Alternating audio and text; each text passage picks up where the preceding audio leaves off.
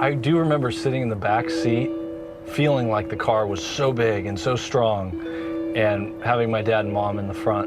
And I remember with my brother having to hold on tight when my dad would go around corners. My dad bought a 1965 Chevy Impala SS Super Sport with everything he had. I think he cherished the car, not just because he was the first owner and he drove it off the lot, but it was more than a car to him. It really was his baby. He had the car for 20 years, until the mid-'80s. My parents had to sell the car because times were tough and they had to make ends meet. It was not easy for my dad to let the car go.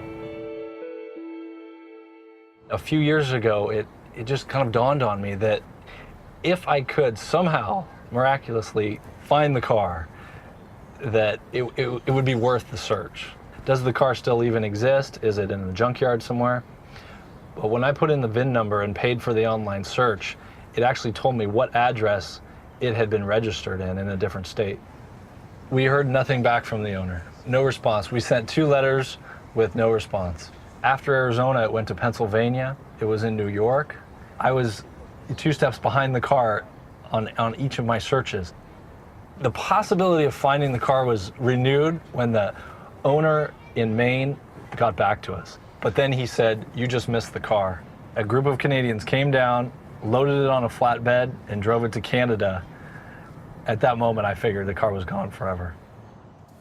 1965 Chevy Impala.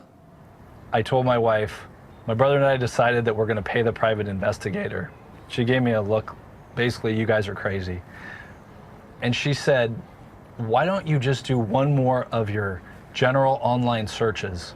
And it was about 11 o'clock at night, and I sat down and I typed in the words, and the first hit said 1965 Chevy Impala SS 396 for sale, Montreal, Quebec. My heart dropped. I called the dealer, confirmed the VIN number that it was the actual car, and bought it over the phone. Gotta give her gas. Okay, that sounds so good. I actually may be keeping this for myself. It's just amazing that it's almost 30 years that I used to sit back here. It's incredible. It's like a time machine. So now that we have the car, we've been planning to give it to my dad as a surprise. He has no idea that we've searched for it, and it's going to be the surprise of his life, I think. He will see the car, and he will just say, "That's my Chevy." I know he will.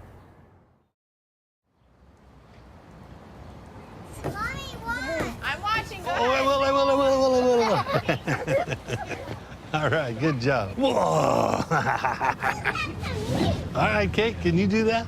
That one? Yeah. Let Really me low. catch you. Come really low. Okay, I got you. Oh, no. What the hell? Dear God. That's my old Chevy. We got it, Pop. You're kidding me. Yeah. Here, come on. Really? No. Yeah. I think he got that. God, I'm gonna have a heart attack. Where'd you get it? We found it. We found it. I can't talk. I know. It's okay. It took 5 years. That Really? Dear me. It's all good, Dad. We found it. Wow. Oh, Papa. I'm just stunned. Look at the back of the light. I just don't even know what to say. And it's the same. Yeah, It's the same. Automatic. Oh, they changed the mufflers.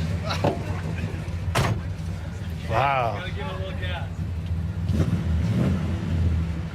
Wow, gee, I can't even believe this is for real.